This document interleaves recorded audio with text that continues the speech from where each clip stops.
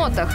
О, Россия, да что ты говоришь? Все музыканты, по крайней мере, мои знакомые, они покупают за рубежом. Там нету на этом моды. На бумаге это дорого. А что тогда делать? Что, идти спокойно работать?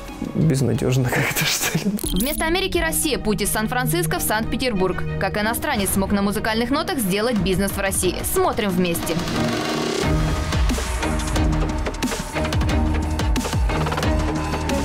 Это программа «Бизнес. Иностранцы в России». Мы вместе с вами узнаем, почему предприниматели из разных стран мира выбирают для жизни и бизнеса Россию. Каждый выпуск – новый герой, история и откровения. Честно, правдиво и только у нас. В этом выпуске история американца Майкла Шафарцик. Ему 24 года. Он артист Мариинского театра и бизнесмен. Поговорим с ним, как он смог покорить сцену и построить бизнес на нотах в России. Какие были сложности и как иностранцу быть предпринимателем в России. А еще мы впервые заставили сверить часы героя программы бизнесменов и экспертов. У каждого из них своя версия шагов в бизнес в России и за рубежом. Проблемы и решения. Лиза, ты больная, что ли? А нет, у тебя что-то из репертуара Эд Ширана там, или там Дима Билана, условно, там, я не знаю, говорит, ой, а это я не знаю, у меня же нот-то нету никаких там все. И тут вопрос. Дом нот. Я бы не неудачное за такое название, оно не очень выразительное. Пренебрежение ко всему, что сегодня не является достоянием. Как следствие, это вот отсутствие вот этих вот нот. Ага, нот нету, я знаю, как за ними охотятся музыканты. Охота, да, идет на ноту? Безусловно.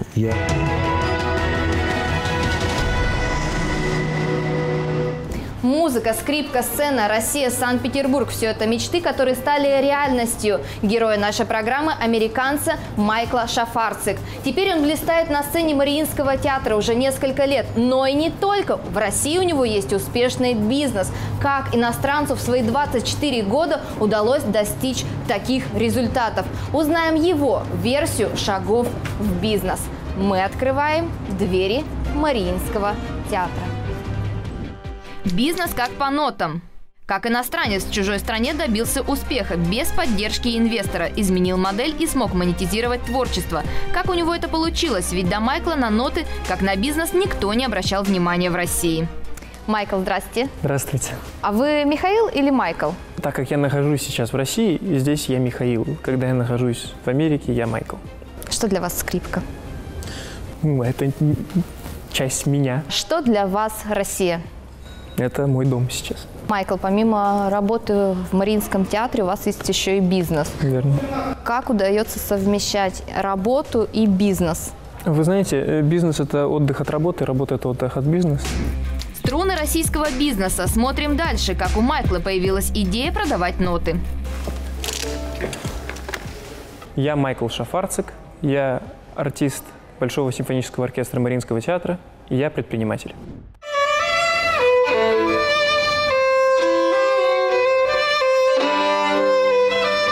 Майкл родился в Калифорнии, в пригороде Сан-Франциско. Рукой подать до Голливуда и Кремниевой долины. Мечта для многих, но только не для Майкла. Его цель – покорить Россию. Мама Майкла – американка с русскими корнями, отец – немец. С Россией Майкла связала музыка. С детства жизнь на две страны – Россия и Америка. Обучение 6 лет в музыкальной школе в Санкт-Петербурге. Потом французская гимназия и консерватория. Теперь работа в симфоническом оркестре Мариинского театра под руководством Валерия Гергиева. Гастроли, мировые турне, счастливый билет. Но Майкл, помимо музыкальной карьеры, поставил цель стать успешным российским бизнесменом.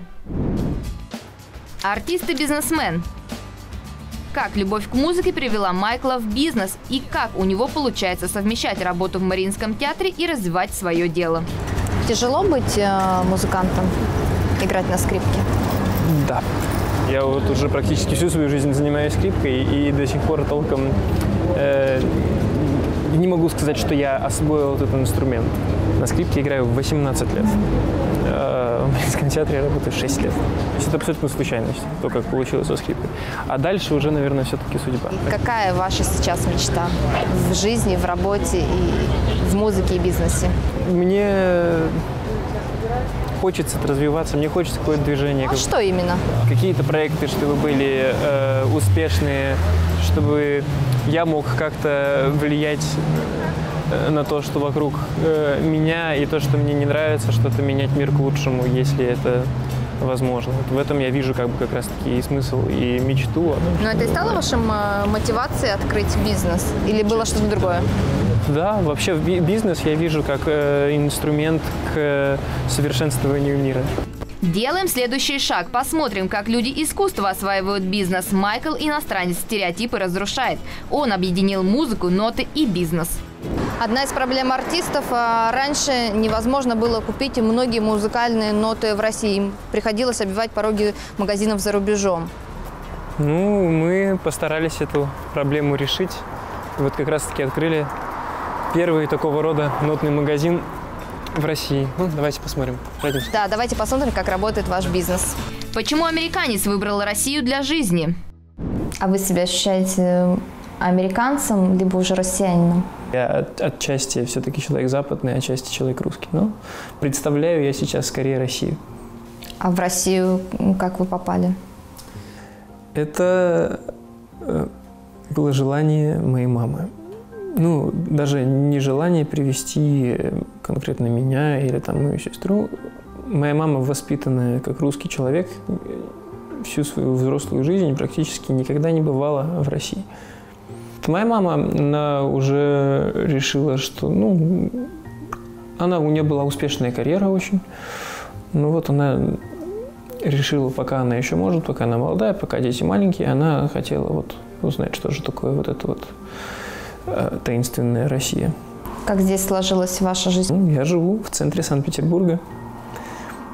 Я здесь работаю, у меня здесь вот какое-то небольшое предприятие. Есть вот эта вот часть все-таки меня, которая немножечко отличает, наверное, от тех, кто родился и вырос в Петербурге, например. А что отличает? Меня формировала как ребенка культура, скорее, вот такая англо-американская. Что вам дала Америка?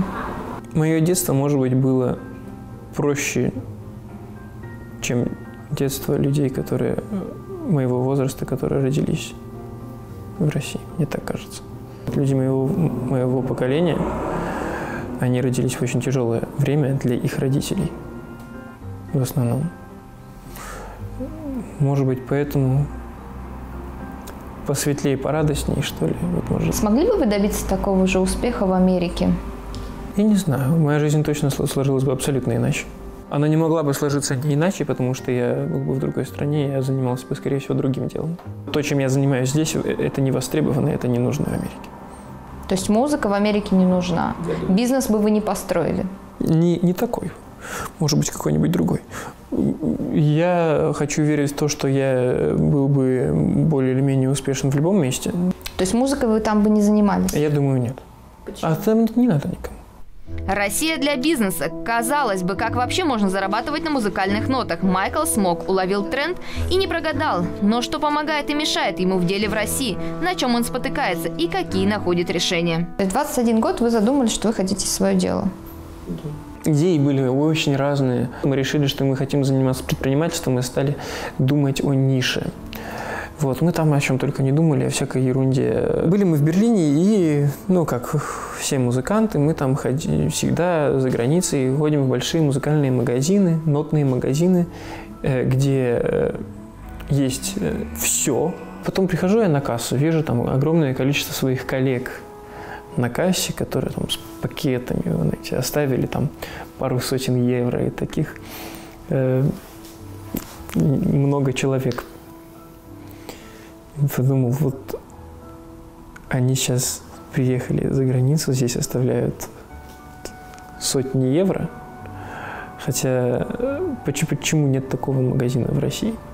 Что останавливает от этого? Есть потребность. То есть вот когда появилась эта идея, практически сразу же что-то щелкнуло, и подумали, что надо именно этим заниматься. Сколько вы уже занимаетесь бизнесом?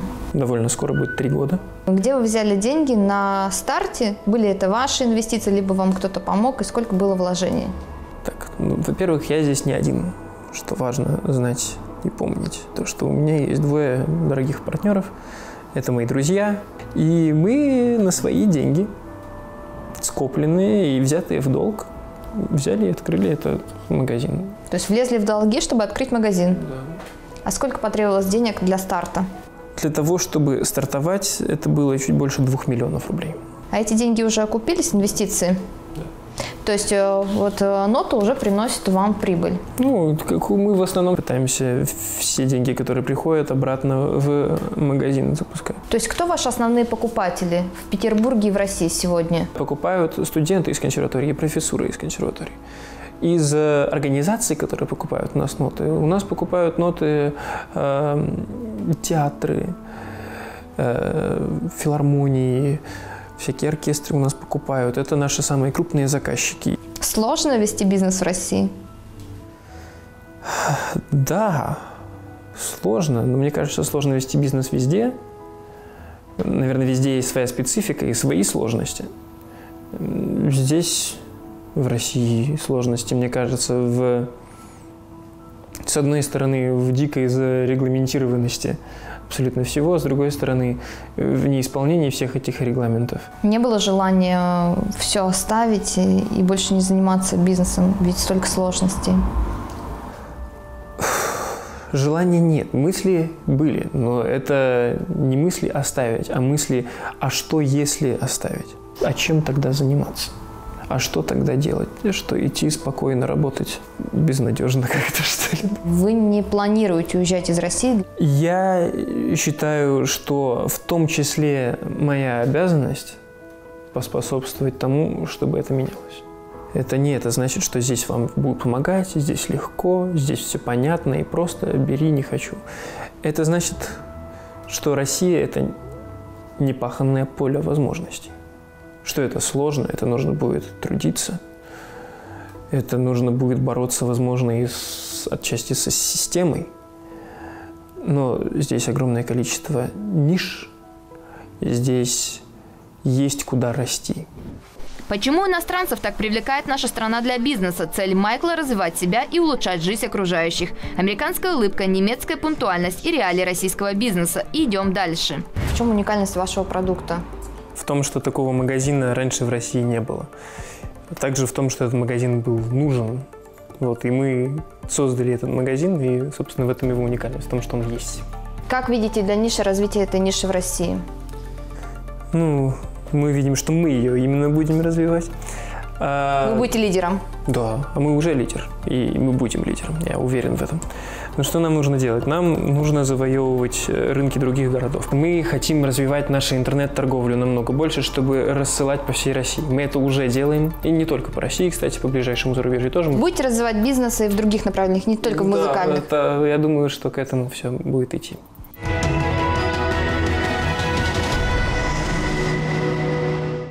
Музыкальные ноты как бизнес в России. Какие есть подводные камни? 3 проблемы, которые вы выделяете в вашей отрасли. Проблемы. Первая такая насущная проблема – это все общение с Федеральной таможенной службой Российской Федерации. Это сложно, это такой процесс, который очень тяжело наладить. Дальше среди проблем есть то, что в нашей стране пока что нет особенной культуры именно покупки нот, которая она развивается. Но и третье – это общее благосостояние граждан. Скажем так, у них не всегда есть деньги, им кажется дорого то, что мы продаем. Решение всех этих проблем Майкл видит одно. Если будет это сообщество импортеров и экспортеров будет чаще высказывать, общаться с органами, то, может быть, это к чему-то приведет к хорошему. 3 вопроса экспертам, которые вы хотели бы задать. В основном это все связано именно в общении с органами. С одной стороны, серьезная зарегулированность, с другой стороны, то, что правила эти меняются, то, что требования меняются, у тех же брокеров они меняются. А в один день им нужно кучу документов, в другой день им нужно ничего, а сами все решают. В общем, непонятно, как это работает. То есть эксперты, вы хотите, чтобы подсказали, как должна решаться эта проблема? Да. Будем следить за вашими шагами в бизнесе. Спасибо большое. И вам. Мнение экспертов. Чем нотный бизнес в России отличается от других стран? Давайте сравним. Например, в Европе и Америке ниша давно занята. Там нотный бизнес – это прибыльно. В России хоть ниша свободна, но от покупателей единицы. Ноты дорогие. Все поставки в основном из-за рубежа. И ноты просто многим не по карману. Но почему так? В чем причина? А мы разбираемся дальше, как можно в России заработать на такой непопулярной нише, как музыкальные ноты. Где здесь деньги? Как построить успешный бизнес на нотах? Спросим мнение экспертов, какие есть проблемы и решения. А самое главное, на что надо сделать ставку в бизнесе, чтобы отрасль оживилась. Как для предпринимателей, музыкантов и потребителей. Спросим мнение известного музыкального продюсера Евгения Орлова.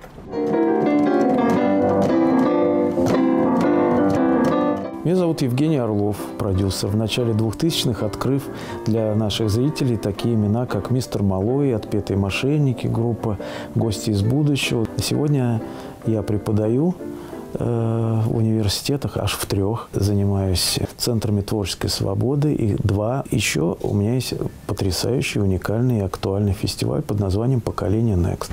Евгений, мы к вам пришли с непростой интересной темой, как можно на музыкальных нотах сделать бизнес. Весь мир создает бизнес на музыкальных нотах. Я думаю, что в России эта тема достаточно актуальна. Какие бы вы видели проблемы? Проблема нотного бизнеса, что сегодня те, кто их выпускает, эти издательства, совершенно не следят за нуждами этого музыкального населения. Где сейчас покупают ноты музыканты? За рубежом до сих пор? Да, все музыканты, по крайней мере, мои знакомые, они покупают за рубежом. Как так получилось, что в России нет магазинов музыкальных нот? И вот приехал американец, ему 24 года, и он открывает такой магазин. У нас это время застыло. И в этот музыкальный магазин вы придете, и там ровно тот ассортимент, который 30 лет назад там присутствовал, понимаете? И рядом ложки, это самое, тут свистульки какие-то, все. Вот это все вот в таком контексте. То есть время не движется для них вперед никуда. И мы почему-то должны оградиться и игнорировать то, что время стремительно движется. И все вокруг, ему должно соответствовать, на мой взгляд. И в том числе вот эта потребность. Дети, подростки и взрослые хотят взять ноты, то, что играет у них в плеере, взять и это сыграть. А купить негде? А купить негде. Майкл делает революцию в масштабах российской проблемы вот этой. Но на самом деле никакая не революция. Давно это все везде процветает, потому что давно все поняли, что ноты нужны всем, кто с ними хоть как-то связан. Что могли бы посоветовать Майклу? Я считаю, что Майкл большой молодец, что он это сделал. И я ему желаю в этом смысле процветать и двигаться дальше. Если он наверняка столкнется с большим количеством бюрократии, для иностранцев вообще многие вещи непонятны, потому что там бизнес можно за полчаса открыть. Здесь это не так. И эта бюрократия, и ее можно либо научиться обходить каким-то образом, либо брать себе в партнеры людей, которые уже умеют с этим справляться. Перспективы у этого направления есть, чтобы на нотах делать бизнес? Перспектива есть, но лично я писал, например, в несколько изданий письма с призывом и писал в передовые такие издательства. Не получил никакого ответа. Российские издательства почему-то игнорируют эту потребность. Я не понимаю, по какой причине. Какие вы видите решения? У него совершенно разные ноты на любой вкус и на любую потребность. В этом есть нужда, в этом есть необходимость. Может быть, я ему сам предложу это сделать, здесь отдел. Будем надеяться, что решит Майкл проблемы. А вам желаем встретиться и дать советы Майклу лично и порекомендовать, как можно развивать бизнес нотный в России. Спасибо. Я ему желаю большой удачи. Пускай не сдается. Он нам нужен. Идем дальше. Мы уже узнали мнение известного музыкального продюсера Евгения Орлова. А вот что думает опытный бизнесмен Евгений Сафронов, который в музыкальной сфере и бизнесе более 30 лет.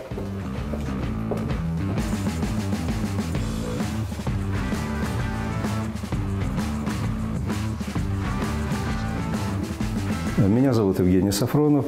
Я занимаюсь бизнесом в области культурных индустрий. Являюсь экспертом торгово-промышленной палаты, множества академий, премий и тому подобных вещей. Возглавляю информационное агентство «Интермедиа» на протяжении 25 лет. Занимаюсь вопросами исследований культуры и искусства как в России, так и во всем мире. Мы с вами хотим разобраться в нотном бизнесе. Что это такое для России? Новая ниша? Можно ли здесь делать деньги или нет? Как вы считаете? Ну, вне всякого сомнения, ниша не новая, но достаточно хорошо забытая. Все переходит в цифру. Цифра не очень удобна для тех людей, которые покупают ноты. Действительно, им удобнее все это держать на бумаге. Но на бумаге это дорого. Это перевозить, это оформлять таможни, что будет очень сложно всегда, потому что там небольшие партии, совершенно непонятные для таможни товар, они будут там внимательно смотреть, что там зашифровано и так далее. По большому счету, это очень много возни. Это очень сложный бизнес. Есть большая волокита в работе с федеральными таможенными службами. Как это можно решить? Что вы ему посоветуете? Как решить? Не могу сказать. Это для меня достаточно сложный момент. Единственное, что государственная поддержка, которая сверху бы сказали, вот создайте условия. Какие вы выделяете 3 проблемы? Ну, я выделил 33, но дело такое. Ну да. Ну, первое, самое главное – получить инвестиции. Инвестиции, да, первая проблема. Инвестировать в это будут достаточно сложно. Второе – это организация доставки необходимого для целевой аудитории количества названий, в первую очередь. Третья проблема – это зарубежное гражданство уважаемого, скажем так, бизнесмена, которому будет отдельный специальный такой вот вопрос, зачем, кто, что, ну, то есть к нему будет пристальное внимание. Если бы, допустим, в России был принят план поддержки малого бизнеса, такой серьезный, настоящий, нормальный, проблем бы не было. Но вообще малому бизнесу очень трудно сейчас работать. Только поэтому.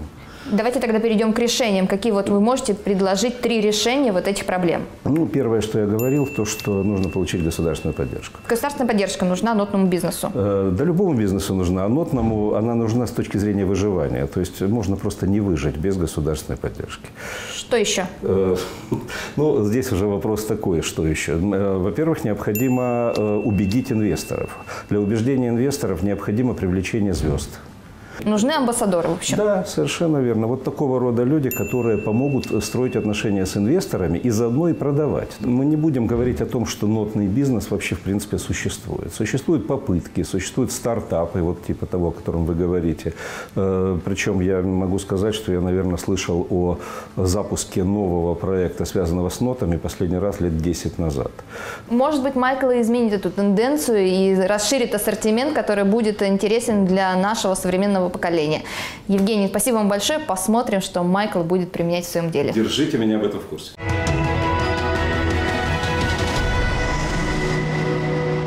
Какие советы будет применять Майкл в своем деле? И нужны ли ему вообще советы экспертов? Узнаем. Майкл, здрасте. Здравствуйте, здравствуйте. Мы, как и договаривались, узнали мнение экспертов по развитию нотного бизнеса. Они дали вам рекомендации. Одни считают, что у нотного бизнеса есть перспективы, а другие наоборот, что это вообще не популярная ниша для России и заработать здесь будет невозможно.